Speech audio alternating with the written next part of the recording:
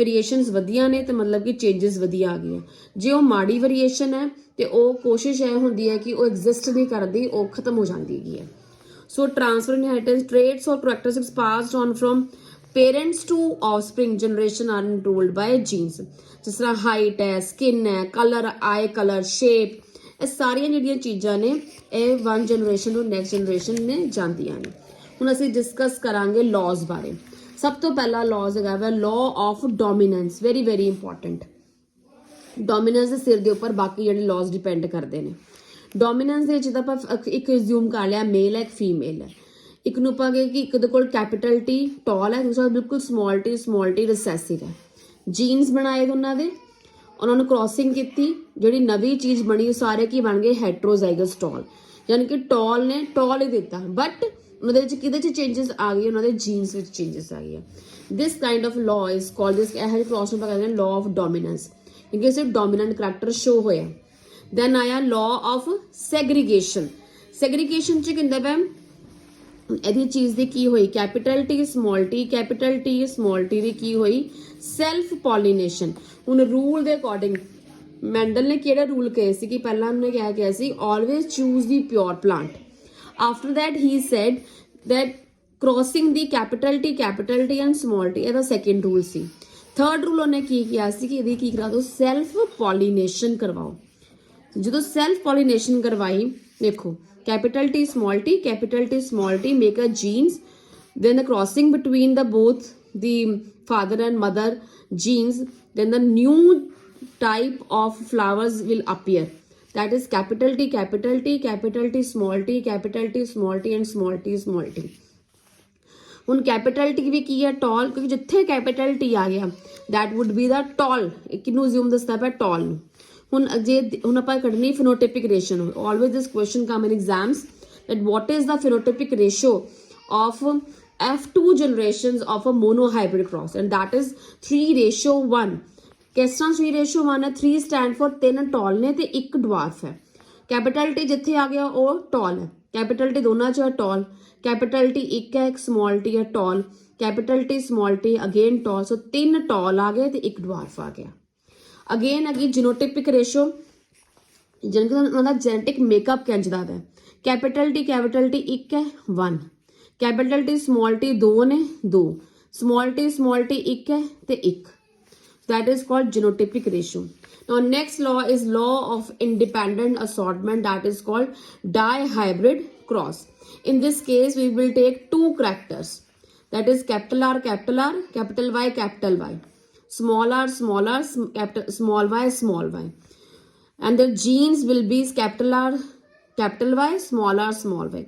F1 generation will be capital R, small y, small y। ਜਦੋਂ ਹੁਣ ਇਹਦੀ ਆਪਸ ਆਪਾਂ ਕਰਵਾਈ self pollination, 2 character C, then what will be the ratio? ਇਹਦੀ ਹੁਣ ਬੇਟਾ ਰੇਸ਼ੋ ਬਣੂਗੀ ਕਿ a breeding experiment dealing with the 2 character at the same time is called dihybrid cross।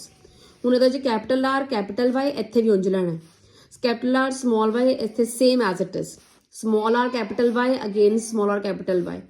ਜਦੋਂ ਦੀ ਆਪਸ ਸਾਰੀ ਆਪਾਂ ਕ੍ਰੋਸਿੰਗ ਕੀਤੀ, then what will we accept ਕਿ ਰੇਸ਼ੋ ਕੀ ਮਿਲੀ, ਜਿਹਦੇ ਵਿੱਚ ਕੈਪੀਟਲ R, ਕੈਪੀਟਲ Y ਹੀ ਜਿਹੜੇ ਰਾਉਂਡ ਤੇ ਯੈਲੋ ਨੇ ਉਹ ਕਿੰਨੇ ਬਣੇ 9, ਰਾਉਂਡ ਤੇ ਗ੍ਰੀਨ ਕਿੰਨੇ ਬਣੇ 3, ਰਿੰਕਲ ਤੇ ਯੈਲੋ ਕਿੰਨੇ ਬਣੇ 3 ਤੇ ਰਿੰਕਲ ਤੇ ਗ੍ਰੀਨ ਕਿੰਨੇ ਬਣੇ 1। ਤੇ ਰੇਸ਼ੋ ਕਿੰਨੀ ਬਣ ਗਈ 9:3:1 ਕਿਹੜੇ cross the ਡਾਈਹਾਈਬ੍ਰਿਡ cross the. So section of DNA that provide information from one particular protein is called a gene। so basically ਕੀ ਹੈ ਕਿ ਪੇਰੈਂਟਸ ਤੋਂ ਮਿਲੇ ਗਮੀਟਸ ਜਦੋਂ ਆਪਸ 'ਚ ਹੋਈ ਫਰਟੀਲਾਈਜੇਸ਼ਨ, ਇੱਕ ਫਾਦਰ ਦਾ ਨੇ ਇੱਕ ਮਦਰ ਦੇ ਨੇ, ਜਦੋਂ ਉਹਨਾਂ ਦੀ ਆਪਸ 'ਚ ਫਰਟੀਲਾਈਜੇਸ਼ਨ ਹੋ ਗਈ ਤੇ ਇੰਟਰ ਕ੍ਰੋਸਿੰਗ ਓਵਰ ਹੋ ਗਈ, ਕ੍ਰੋਸਿੰਗ ਓਵਰ ਦੇ ਨਾਲ ਨਵਾਂ ਜ਼ਾਈਗੋਡ ਬਣਿਆ, ਉਸ ਜ਼ਾਈਗੋਡ ਦੇ ਵਿੱਚ ਟੋਟਲੀ ਜਿਹੜੇ ਨਵੇਂ ਕੀ ਕ੍ਰੋਮੋਜ਼ੋਮਸ ਦੀ ਬਿਲਟ ਹੋ ਗਈ, ਇੱਕ ਫਾਦਰ ਦਾ, ਇੱਕ ਮਦਰ ਦਾ, ਇੱਕ ਫਾਦਰ ਦਾ, ਇੱਕ ਮਦਰ ਦਾ, ਔਰ ਸਾਰਾ ਪ੍ਰੋਸੈਸ ਕਿਹਦੇ ਅੰਦਰ ਹੋਣ ਡਿਆ ਨਿਊਕਲੀਅਸ ਦੇ ਨਾਲ, ਜਿਹਦੇ ਨਾਲ ਕੀ ਹੈ ਵੇਰੀਏਸ਼ਨਸ ਜਿਹੜੀਆਂ ਆਉਂਦੀਆਂ ਨੇ। now next is very important, ਕਿਉਂ ਡਿਸਕਸ ਕੀਤਾ ਕਿ ਕਿਉਂ ਜੀਨਸ ਵਿੱਚ ਚੇਂਜਸ ਆਉਂਦੀਆਂ ਨੇ। ਉਸ ਤੋਂ ਬਾਅਦ ਵੀ ਡਿਸਕਸ ਕਰਾਂਗੇ ਸੈਕਸ ਡਿਟਰਮੀਨੇਸ਼ਨ। ਸੈਕਸ ਡਿਟਰਮੀਨੇਸ਼ਨ ਕੀ ਹੁੰਦਾ ਹੈ? determine whether the child is a male or female, that is called as sex determination। Father chromosomal pattern decide a child is male or female, or it is a matter of chance. As we know, there are two types of chromosomes. One is called allosomes and the other is called autosomes.